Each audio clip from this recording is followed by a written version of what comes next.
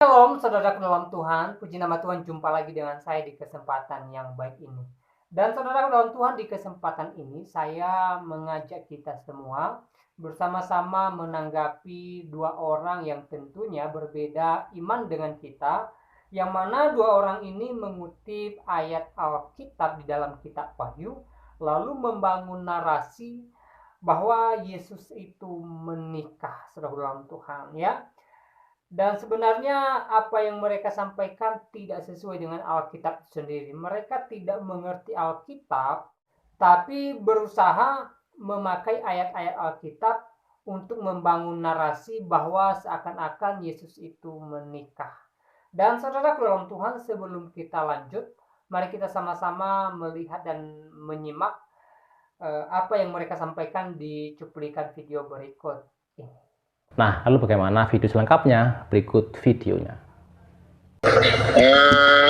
Begini Bapak Pendeta, saya mau bertanya tentang perihal anak domba ini tadi ya. Saya jadi bingung tentang perihal anak domba ini. Apakah Yesus itu diibaratkan anak domba? Ya, betul. Nah, jadi Yesus itu diibaratkan anak domba. Ini yang mengatakan seorang pendeta ya, bukan seorang jemaat ya. Ini yang mengatakan adalah seorang pendeta. Coba perhatikan kelanjutan video ini ya. Anak domba, betul ya, anak domba. Lalu saya juga dengar tadi bahasanya Bapak Pendeta mengatakan Yesus tidak kawin, benar? Betul. Nah, tolong Bapak bukakan Wahyu 19 ayat 7. Wahyu 19. Wahyu 19 ayat 7. Wahyu 19 ayat 7. Sebentar. Ya, sebenarnya banyak yang mau saya bahas, tetapi kan kelamaan. Ya, silakan Anda bacakan, silakan. Dari pihak Bapak Pendeta saja yang bacakan, biar semuanya dengar, biar tidak kesannya. Ya, silakan bacakan. Iya. Wahyu 19 ayat 7 ya Pak ya.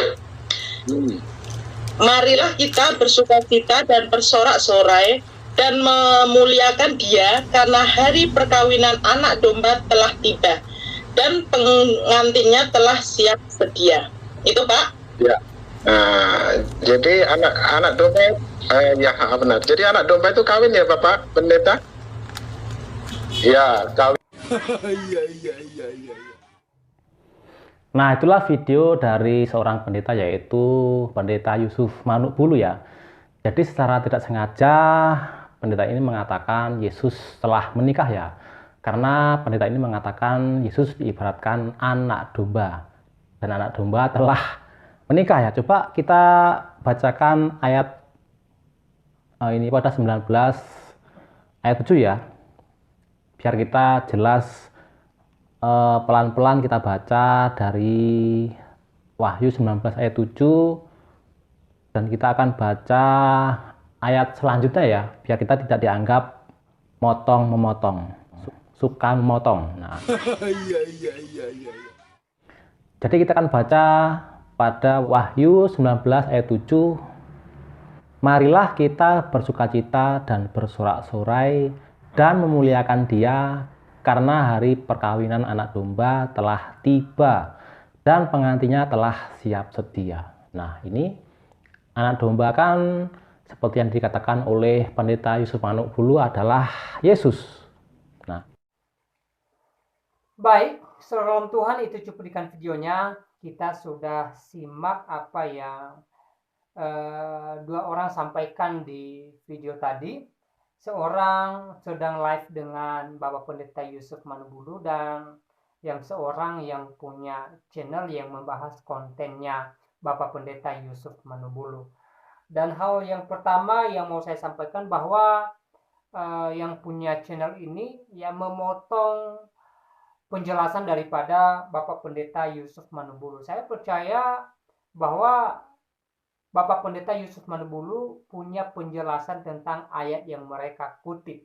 Bapak Pendeta Yusuf Manukbulu pastinya menjelaskan ayat ini secara detail kepada mereka, tetapi yang punya channel ini malah asik memotong video daripada Bapak Pendeta Yusuf Manubulu dan membangun narasi seakan-akan Yesus itu menikah di dalam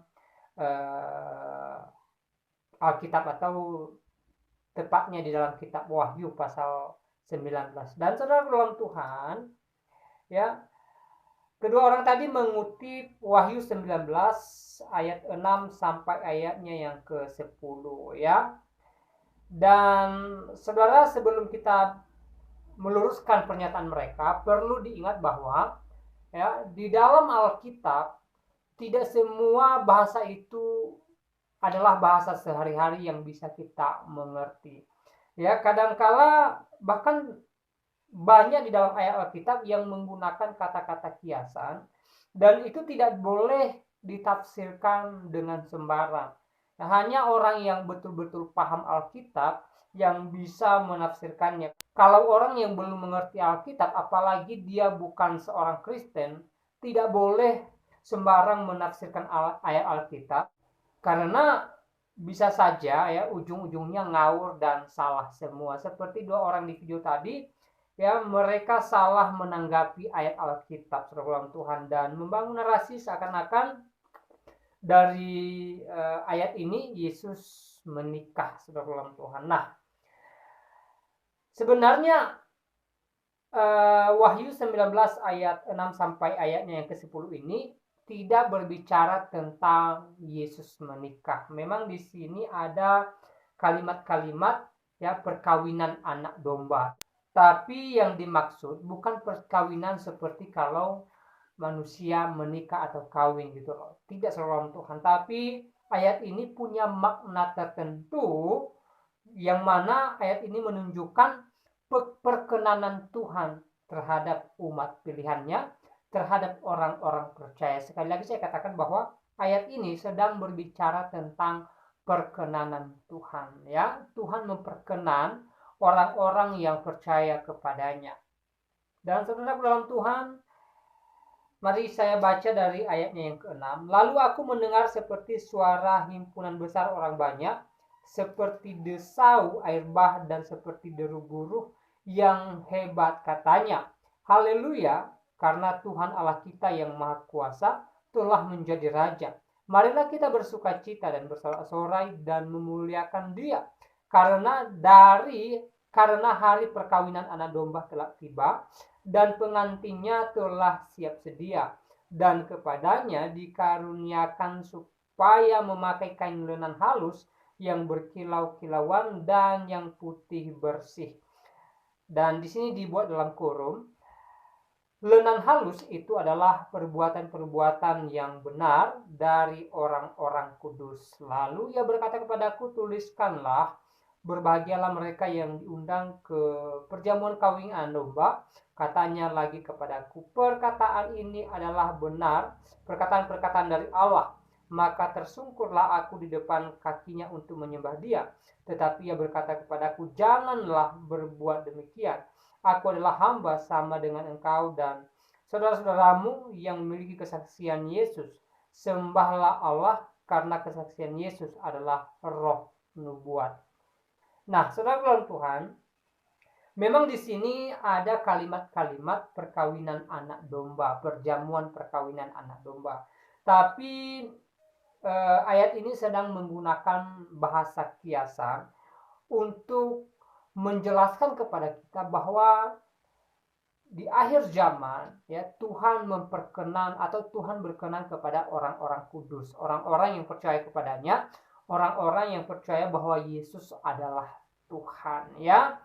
Kenapa saya katakan ini merupakan kata kiasan yang tidak boleh ditafsir sembarang, saudara dalam Tuhan? Mari kita ambil satu contoh dari ayat ini saja, ya.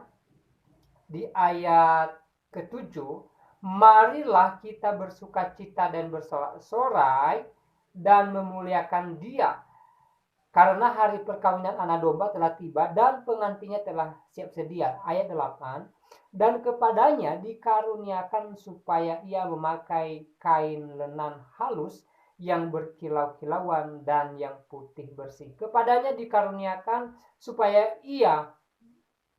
memakai kain lenan halus. Ya, kalau kita berpikir secara cepat, berarti yang datang ke perjamuan itu diwajibkan memakai kain lenan halus.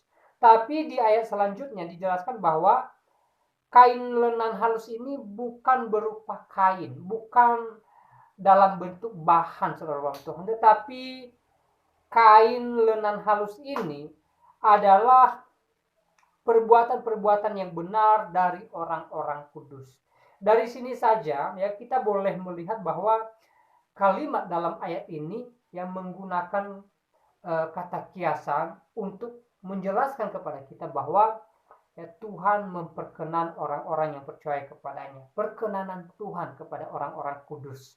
Ya, jadi kata kawin di sini atau perkawinan di sini, ya, ini menunjukkan bahwa Tuhan berkenan kepada orang-orang kudus. Itu maksudnya, bukan perkawinan secara harfiah atau perkawinan yang biasa kita lakukan di dunia ini atau pernikahan yang biasa dilakukan oleh manusia di bumi ini. Tidak sebelum Tuhan, bukan ke sana arahnya. Tetapi firman Tuhan ini mengibaratkan ya orang yang kudus ini, orang yang percaya kepada Yesus ini ya seperti pengantin perempuan kepada pengantin laki-laki. Jadi hubungannya sangat erat, hubungannya sangat dekat, dan Tuhan berkenan kepada orang-orang kudus. Ya, ini juga berbicara tentang hubungan saudara dalam Tuhan. Ya, jadi ketika kita menjadi ahli waris kerajaan sorga kelak, maka hubungan kita dengan Tuhan pastinya dekat saudara Tuhan, bagaikan hubungan suami istri. Ya, kalau kita melihat hubungan suami istri pasti ya dekat gitu loh. Ya. Dan inilah yang dimaksud oleh ayat ini. Ya. Jadi sekali lagi, ayat-ayat di dalam Alkitab tidak boleh ditafsir dengan sembarang saudara Tuhan. Karena kadangkala Alkitab menggunakan bahasa-bahasa manja, bahasa-bahasa kiasan atau bahasa perumpamaan saudara Tuhan. Jadi setiap bahasa manja atau kiasan atau perumpamaan itu tidak boleh ditafsirkan begitu saja ya. Harus betul-betul sesuai konteksnya dan juga orang-orang yang memang betul-betul paham akan ayat ini. Ya, seperti di Perjanjian Lama ya, sering ada kata perzinahan. Dan kalau kita berpikir secara cepat ya, perzinahan itu berarti orang yang melakukan hubungan badan di luar nikah saudara. Tapi kalau di dalam Perjanjian Lama ya, perzinahan itu tidak hanya sebatas itu. Orang yang tidak taat kepada Tuhan, orang yang meninggalkan Tuhan pun itu disebut jinah saudara Tuhan. Jadi kata jinah saja sangat luas ya. Begitulah firman Tuhan saudara Tuhan, begitulah Alkitab.